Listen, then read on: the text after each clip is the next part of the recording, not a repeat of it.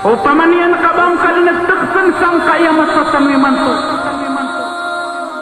Nagtunganaya piyang kasakit-sakit sa ginawag yang kaya masasanoy manto. Why? Kau pa makapagibaratan tanong sa Islam sa lawas saig. Nagtanso nila kalalabugan na sa isa giyang kaya masasanoy.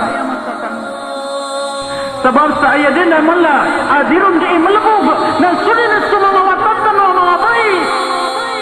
Sulit na rin sa mga watatan ng mga bayi na gusto mga kaude na mga dato. Agyan na ni mabubaloy at talampang sa timuan ang nalayaw ng agamatang agama Islam na silang dinimala upama na punduring na gupupak sa isagyang kay agamatan ng agama Islam adiran di ipakakagumbos tayo sa tengko nga pala sila.